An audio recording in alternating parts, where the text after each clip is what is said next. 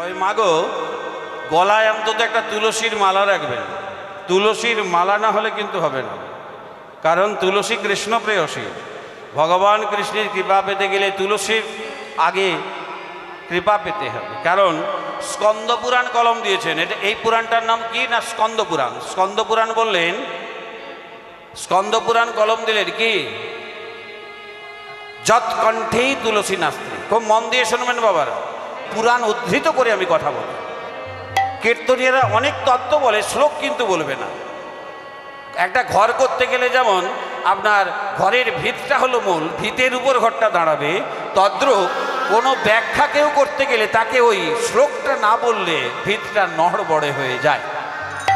তাই স্কন্দ পুরাণ কি বলছেন, যৎকণ্ঠে তুলসী নাস্ত্রী তে নরামুড় মানসা শুনোবিষ্ট সমংচান্নং জলং চ মদিরাস। স্কন্দ পুরাণ বললেন, যার কণ্ঠে তুলসীর মালা নেই সে যদি সাধুগুরু বৈষ্ণব বা তুলসী গাছে জল দেয়, মায়েরা জল দাও, স্নান করে তুলসী গাছে জল দাও, সবাই দাও, মায়েরা দাও, যারা সেবা করছো ওই মায়েরা দাও তুলসী গাছে জল। আপনারা দেন? তুলসীর মালা আছে গলায়? যার গলায় তুলসীর মালা নেই অথচ তুলসী গাছে জল দেয়, সেই জলটা মদের সমান হয়ে যায়। মানে তুলসী মালাবিহীন যে তুলসী গাছে জল দাও সেই জলটা মদ হয়ে যায়, আর জল থাকে না। আবার ভগবানকে যদি দুটো নকুল দানা বা ফলমূল দাও, তুলসীর মালা না থাকলে এই জগতে সব থেকে দুর্গন্ধ বস্তু হলো রাজহংসের বিষ্ঠা, তার সম হয়ে যায়। এইবার অনেকের মা আমার একজন মা বললেন, হ্যাঁ তুলসীর মালা আছে। মাগো, তুলসীর মালা সম্পর্কে তত্ত্ব দিচ্ছেন স্কন্দ পুরাণ যে তুলসীর মালা 3 ফের পড়তে হয়। 3 ফের কে কে না, একজন গুরু, একজন ভক্ত, একজন ভগবান। অনেকের দেখে যে 2 ফের মালা পরে, তাই না? 2 ফের মালা পরে আছে। 2 ফের মালা যারা পড়ছে তারা একটা অপরাধ করছে কি জানো? ব্রহ্ম হত্যার সমপাপ। যারা 2 ফের মালা পরে আছে ব্রহ্ম হত্যার সমপাপ করছে। কেন না, তারা একজনকে বাদ দিয়েছে, ওই ভক্ত ভগবান গুরুর একজনকে বাদ দিয়া, মানে মানির মান্নাস প্রাণনাশ অপেক্ষা অপরাধজনক। তাই গৌর অনেকে বলে 3 ফের মালা পড়লে নিরামিষ খেতে হয়, 2 ফেরে মাছ খাওয়া যাবে। কোনো পুরাণে লেখা নেই যে 2 ফেরের নিয়মেই 3 ফেরের নিয়মেই। এটা গল্প কথা আমাদের দেশে কয়েকজন বলে। তা যদি প্রকৃত শাস্ত্র মতো আমরা জীবন ধারণ করতে পারি তাহলে কিন্তু আমরা অনায়াসে এই ভব সংসার পার হয়ে যাব, ওই মাধুর্যের পারে পৌঁছে যাব। তার জন্য আমাদের করণীয় কি? প্রথম করণীয় তুলসীর মালা। কারণ মহাজন আরো ব্যাখ্যা করছেন, তুলসীর মালা তোরা না পড়িলি গলে, তোরা পড়িলি কি ভূষণ। তুলসীর মালা না পরে গলে, পরিনি পোষে পশা। তুলসীর মালা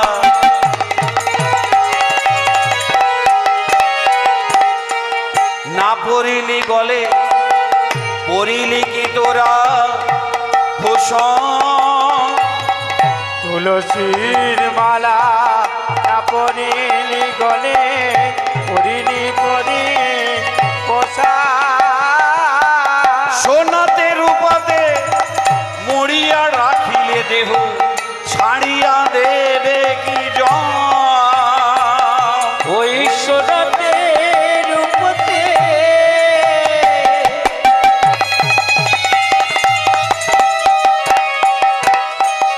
মোরায়ে রাখি, ছাড়িয়া দেবে কি জন। জম কভু ছাড়বে না গো, হরি হরি কভু ছাড়বে না গো। গরম তেলের কড়ায় ফুটিয়ে মারিবে, জম কভু ছাড়বে না গো। গরম তেলের কড়াই ফুটিয়ে মারবে, জম তবু কবে ছাড়বে গরম তেলের কড়াই ফুটিয়ে মারিবে জম গভু তাই গৌর হরিবোল হরিবোল মারবে নাম তবু ছাড়বে না গো। এইবার তুলসী সম্পর্কে হরিভক্তি বিলাস কি বলছেন? হরিভক্তি বিলাসের নবম স্কন্ধে 197তম শ্লোক কলম দিয়েছেন। কি বললেন না, যদেকং তুলসী কাষ্টং মধ্য কাষ্টং চয়স্বহি দাহ কালে ভবের মৃত্যু পাপ করে যুদস্বহি। কে বললেন? হরিভক্তি বিলাস নবম স্কন্ধ 197তম শ্লোক। এই শ্লোকটির অর্থটি কি বাবা খুব সুন্দর, খুব মন দিয়ে শুনবেন। কারণ আপনারা যা ঐশ্বর্য আপনারা ভোগ করছেন সেই বাবা দাদুর সম্পত্তি, তাকে খুইয়ে ব্যবসা করছি, এটা করছি, তাদের পারলৌকিকে আমরা কিন্তু সাহায্য করিনি। হরিভক্তি বিলাস বলছে তোমাদের কোনো আত্মীয় পরিজন যখন মারা যায়, কেউ না কেউ তো বাবা মারা যায়, আমাদের জন্ম একমাত্র সত্য, মৃত্যু যেতে হবে। তা যে ব্যক্তি মারা গেল তাকে যখন দাহ করতে যাই আগে একটা কাঠ দিয়ে চিতা সাজাই, চিতা সাজানোর পর শবদেহের মাথাটা কোন দিকে রাখি? পশ্চিম দিকে, হ্যাঁ উত্তর দিকে। বাবা এইটাই আমি বলছিলাম, শ্রোতা যদি পরীক্ষিত হতো, এই যে আপনারা ভুলটা ধরালেন, আমি যদিও ইচ্ছা করে পেরেকটা ঠুকেছি, আপনারা শুনছেন কিনা? ইচ্ছা করে পেরেকটা ঠুকেছি, দেখলাম শুনছে কয়েকজন মন দিয়ে, তা উত্তর দিকে মাথাটা দিলাম, তারপরে মুখাগ্নি করলাম। কিন্তু হরিভক্তি বিলাস বলছে মুখাগ্নি করার আগে তার মাথাটা যে কাঠের উপরে আছে সেই কাঠের সেই মাথার নিচে 1 ইঞ্চি শুকনো তুলসী কাঠ দাও, 1 ইঞ্চি শুকনো তুলসী কাঠ দেবার পর তার মুখে আগুন দাও। তাতে কি পাবে না, জীবনে যত অপরাধ করেছে স্বয়ং ভগবান আবির্ভূত হয়ে সমস্ত পাপ তার হরণ করে নেয়। হরি হরি বল। আমাদের তো অনেকের কেউ না কেউ মারা গেছে বাবা, একজনও করেছি, কেউ করেছি, কেউ না। তাহলে আমাদের আত্মীয় পরিজনদের জন্য কেঁদে তার ক্ষতি করেছে। কেউ মারা গেলে চোখের জল ফেলতে নেই, ক্ষতি করেছে, অথচ তার পারাপারের পথটা আমরা সুন্দর করে দিইনি।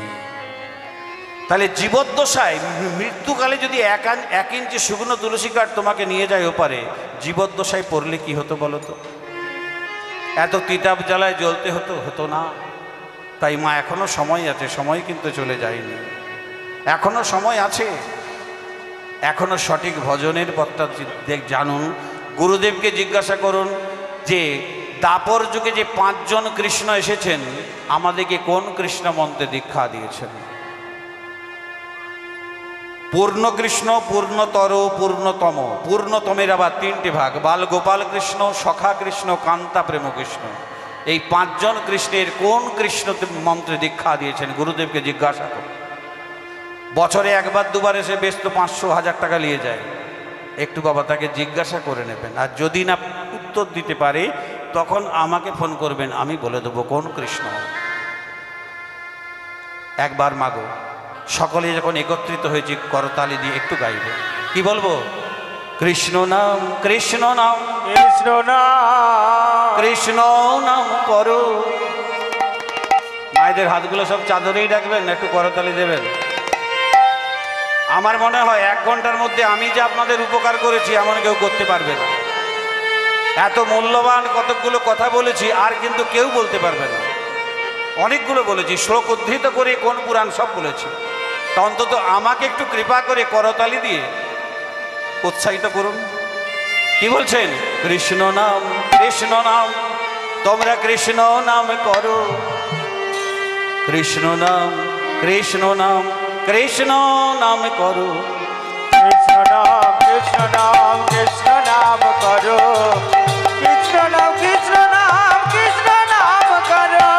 কৃষ্ণ নাম, তাই গৌর হরি বল, হরি বল। কৃষ্ণ নাম, কৃষ্ণ নাম, কৃষ্ণ নাম করো। কৃষ্ণ নাম, কৃষ্ণ নাম, কৃষ্ণ নাম করো।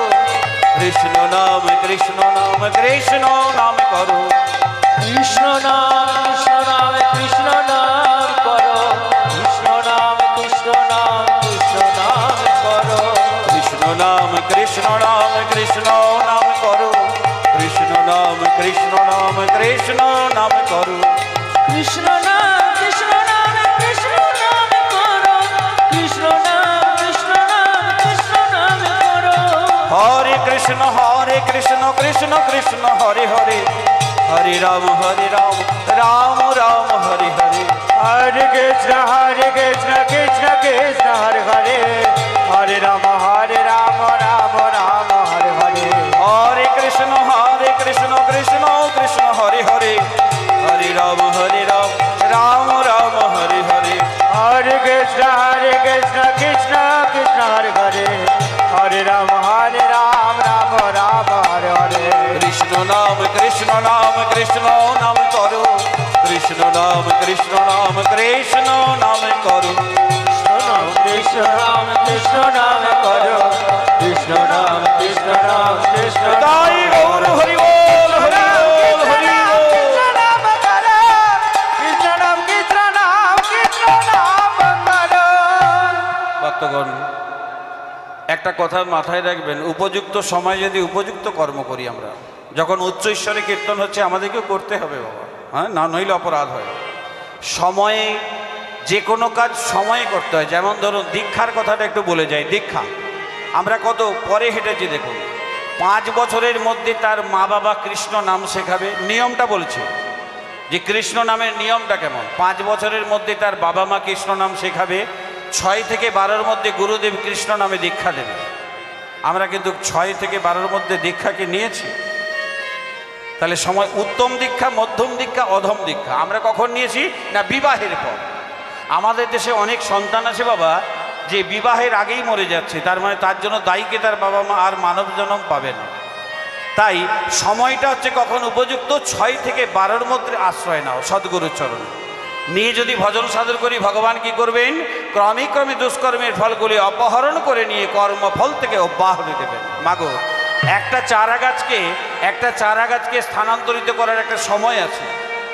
ধরুন সে 30 ফুট উঠে গেছে, তাকে যদি স্থানান্তরিত করেন আর সে বাঁচবে আর?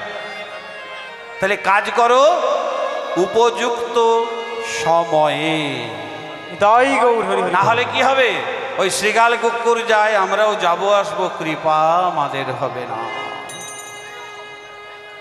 উপযুক্ত সময়ে ভক্ত মীরাবাই কৃপাটা কখন পেয়েছিলেন? 5 বৎসরে। কেন? তার বাবা মা তাকে শৈশব থেকে, শিশুকাল থেকে, ছোট্ট অবস্থা থেকে কৃষ্ণ নাম শোনাচ্ছে। দেখো সে তাকে দিল কে না, মীরাবাইকে বিগ্রহ দিলেন ভক্ত রুইদাস, গিরিধারের মূর্তি দিলেন। মীরা ধ্যান জ্ঞান তাই তাকে কি দেয়, সেবা বলতে অন্য সেবা না, তাকে সুমধুর কণ্ঠে গান গাওয়ায়। আমাদের সবই মা উলোটা গতি। যেমন ধরুন নারায়ণের 2টো স্ত্রী, একটা লক্ষ্মী সরস্বতী, তাহলে আমরা শুধু লক্ষ্মীর আরাধনা করি, সরস্বতীর কি করি? অথচ যে সরস্বতীর কৃপাতে আমরা বাবাকে বাবা বলে ডাকি, মাকে মা বলে ডাকি। তাহলে 2জন স্ত্রীর একজনকে বাদ দিয়েছি, ওই লক্ষ্মী। লক্ষ্মী মানে কি? ধনংদেহী, অর্থ দেবে, সুন্দর একটা ভার্যা দেবে, ইত্যাদি ইত্যাদি, নানা গাড়ি বাড়ি কত কি দেবে। কিন্তু সরস্বতীর আরাধনা কিন্তু আমরা তেমনভাবে করি না, আমরাই ওটাকে ভাগ করে দিই মা। তাই মীরাবাই করলেন কি, সদাই তাকে গান সেবা দিতেন। শুধু অন্ন সেবাটাই সেবা নয়, তাকে যদি গান শোনান সেটাও সেবা বাবা। মন্দিরে ভগবানের চরণে তুলসী দিতে হবে তার কোনো মানে নেই, আপনি মন্দিরটা মার্জন করলেও একই কৃপা পাবেন, আলাদা নহে। আমরা আলাদা করে দিই। আমরা এই ধরুন এখানে ব্রাহ্মণও আছে, বৈষ্ণব আছে, শূদ্র আছে, সবাই আছে, আলাদা কেউ বসেছে কি? সব এক কাছেই বসেছে। আলাদা করো না মা।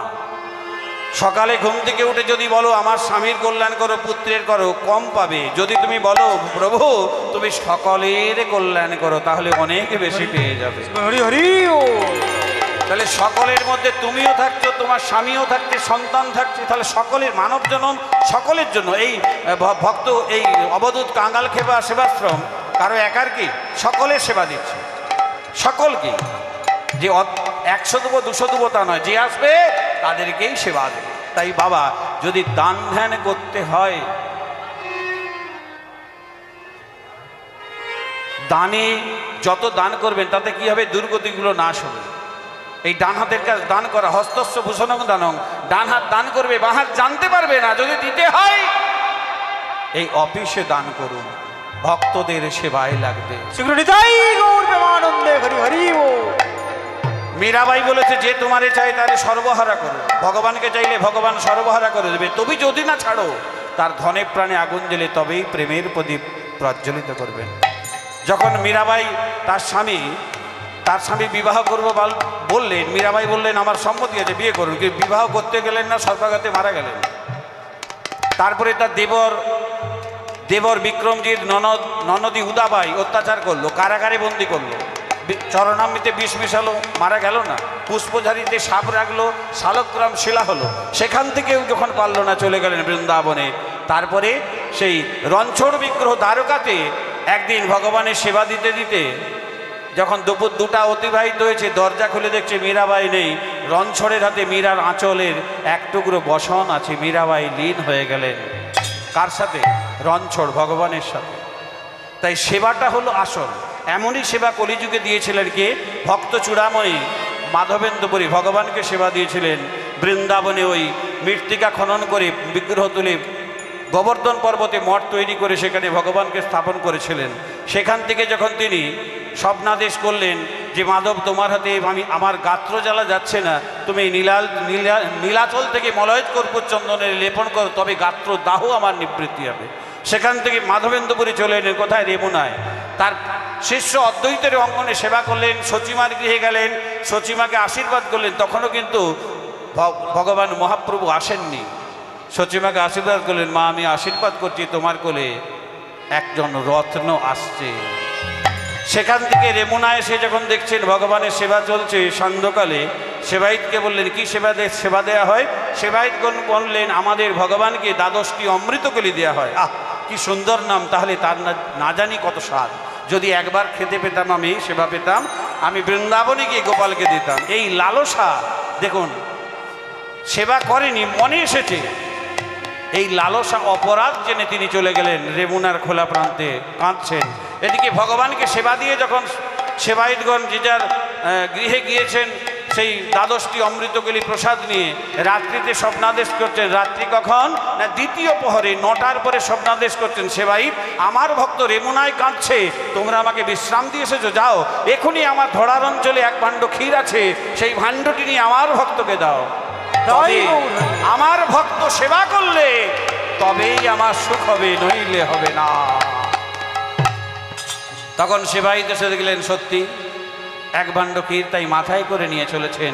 আর বলছেন কি, কে আছো, কোথায় আছো? মাধবেন্দ্রপুরী, তোমার জন্য গোপীনাথ করিলেন ক্ষীর চুরি। আমরা সকলে যাই নীলাচলে জগন্নাথ দর্শন করতে পুরীধামে, কিন্তু ভক্তগণ ভারতবর্ষের সর্বশ্রেষ্ঠ প্রাচীন বিগ্রহ হলো ওই রেমুনায় গোপীনাথ, যার বয়স হলো 17 লক্ষ বছর। 17 লক্ষ বছরের বিগ্রহ, যে বিগ্রহ মাধবেন্দ্রপুরীর জন্য ক্ষীর চুরি করেছে, তাকে কেউ দেখতে গেছো, একবার দর্শন করেছো? না, আমরা কেউ যাইনি। আমরা ওই পুরীধামে বাবা সমুদ্রে স্নান করব, আনন্দ করব, ভর্তি করব, আর জগন্নাথ দর্শন করব, এই তো ভাব বাবা। কিন্তু শাস্ত্র বললেন জগন্নাথ দর্শন করবার পূর্বে আগে তোমাকে নীলমাধব, অর্থাৎ পুরী থেকে 90 কিলোমিটার দূরে নীলমাধব দর্শন করার পর তারপরে জগন্নাথ। আমরা কিন্তু কেউ যাইনি। তাই সেই সেবায়িত মাথায় করে নিয়ে যাচ্ছে, আর কি বলছে? ক্ষীর লহ গো যার নাম মাধবেন্দ্রপুরী, ক্ষীর লহ গো যার নাম মাধবেন্দ্রপুরী, ক্ষীর লহ গো যার নাম মাধবেন্দ্রপুরী, লহ গো যার নাম মাধবেন্দ্রপুরী। ভক্তগণ, তাই আজকে সেই সেবায় চলেছেন কি বলে? ক্ষীর লহ গো যার নাম মাধবেন্দ্রপুরী,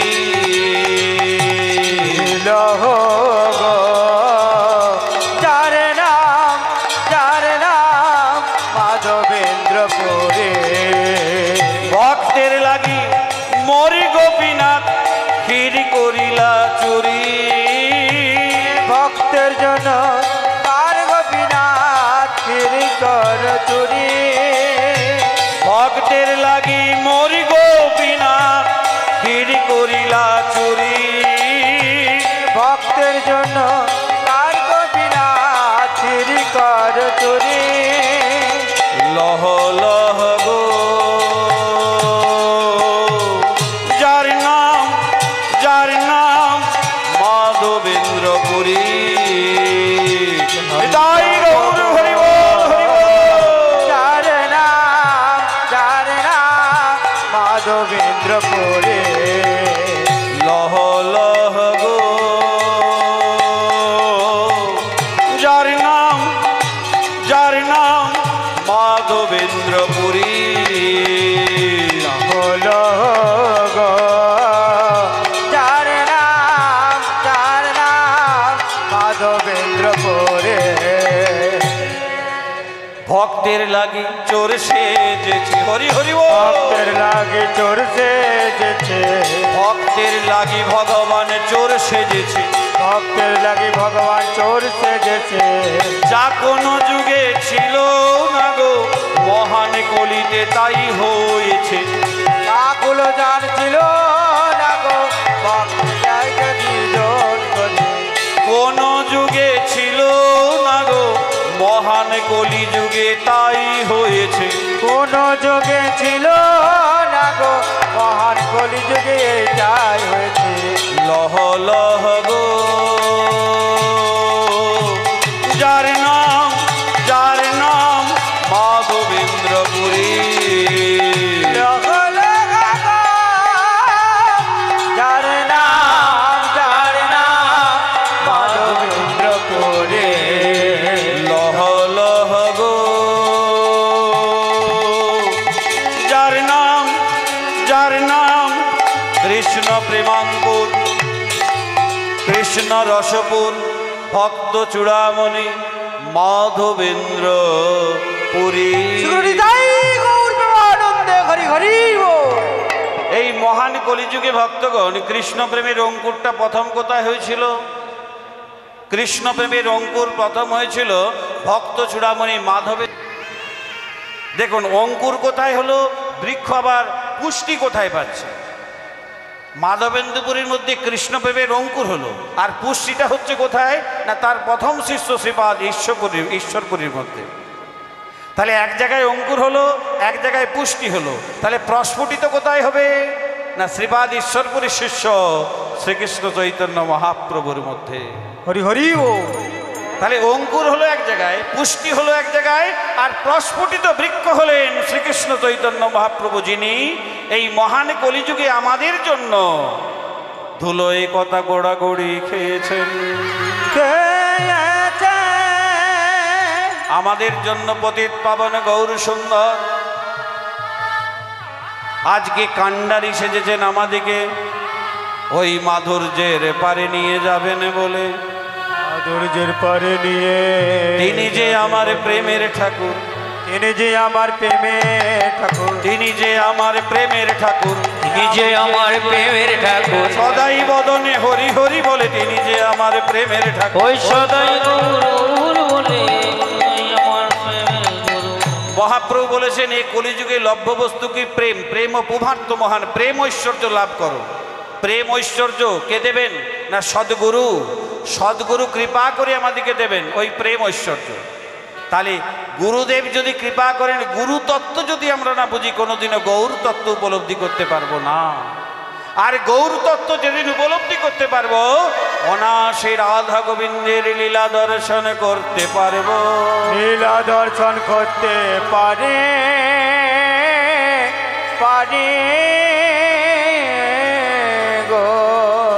আমাদের সাধের মানব জন্ম ধন্য হবে, তাদের জন্ম ধন্য হবে, মানব জন্ম ধন্য হবে। মানব জন্ম ধন্য ওই হবে। গৌর কৃপা হলে পরে মানব জন্ম ধন্য হবে। ওই গৌর কৃপা হলে পরে ধন্য হবে। যদি গৌর তত্ত্ব উপলব্ধি করতে পারি, গৌরকে জানতে পারি, তাহলে রাধা গোবিন্দের কৃপা লাভ হয়ে যাবে, মানব জন্ম ধন্য হয়ে যাবে, ধন্য হয়ে যাবে। মাগো আমাদের মুখ্য উদ্দেশ্য হলো রাধা গোবিন্দ যুগল দর্শন, যুগল কৃপা। কিভাবে হবে না গুরুদেব যদি কৃপা করে গৌর তত্ত্ব দেন, গৌর হরি কৃপা করবেন, রাধা গোবিন্দের কৃপা লাভ কেমনে পাইব? কেমনে পাই? তাই মহাজন কি বলেছেন? যদি গৌর না হইতো আমাদের কি বা হতো, কেমনে ধরিতাম দে? না হইতো কেমনে হইতো, কেমনে ধরিত দে? রাধার মহিমা প্রেম রস সীমা, রাধার মহিমা প্রেমর সহিময়ে। রাধার মহিমা প্রেম রস সীমা, রাধার মহিমা পেব রস সেবা। জগতে জানত কে, জগতে জানত কে? ওই শিরাধার মহিমা প্রেম রস সেবা, জগতে জানাত কে, জগতে জানাত কে?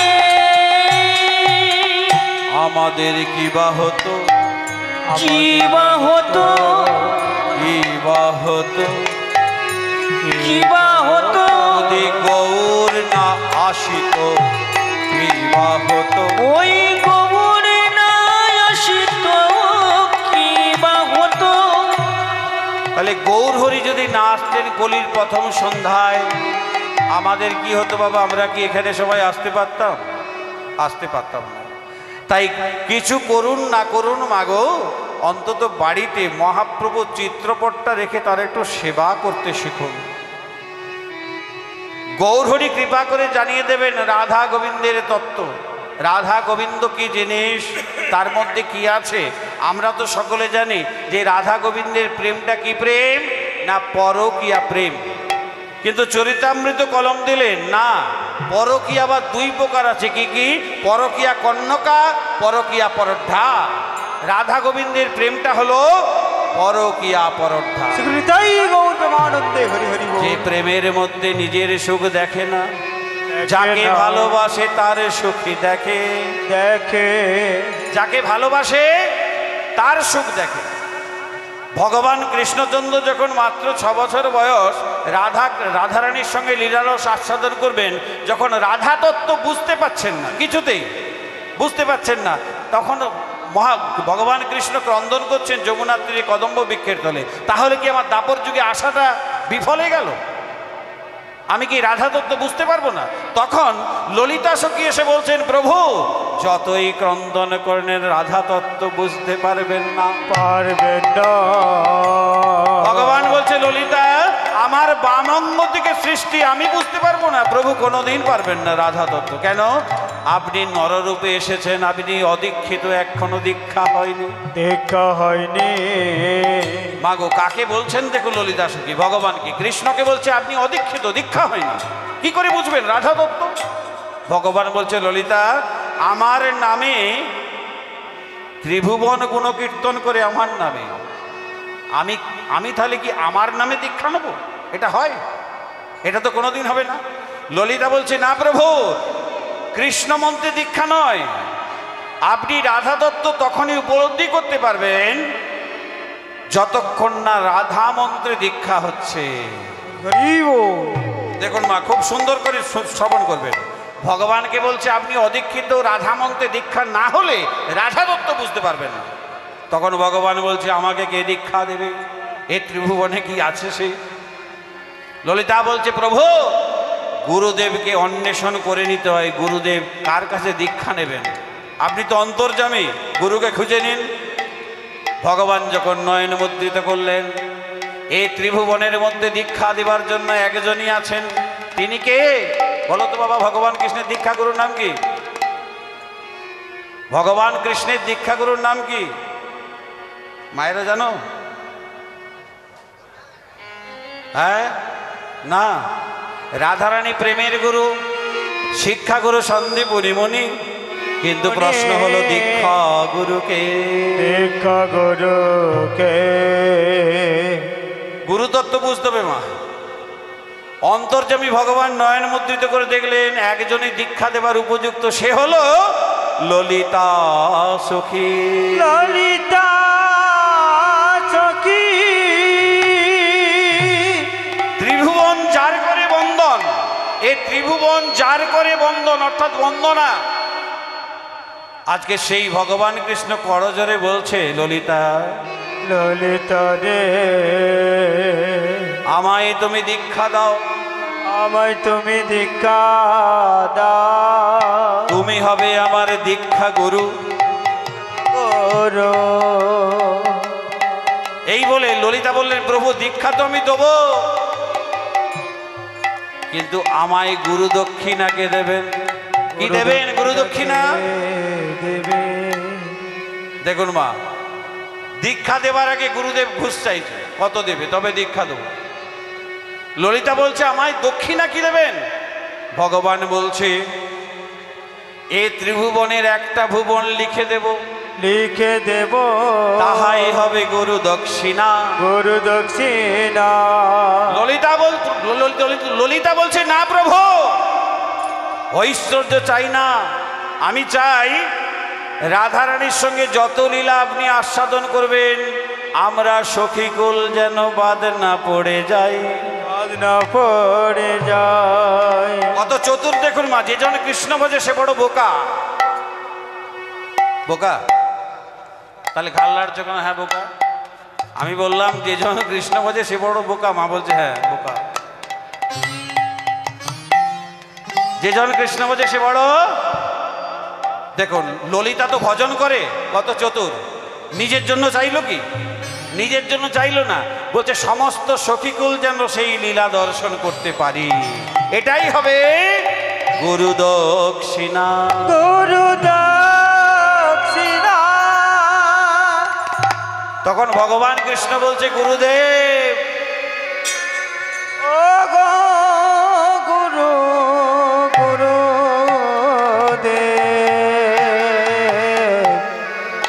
আপনি কৃপা করুন, অন্তত সব লীলা দর্শন করতে পারবে, একটি লীলা থেকে বঞ্চিত হবে। একটি লীলা আমি কথা দিয়েছি, হবে না।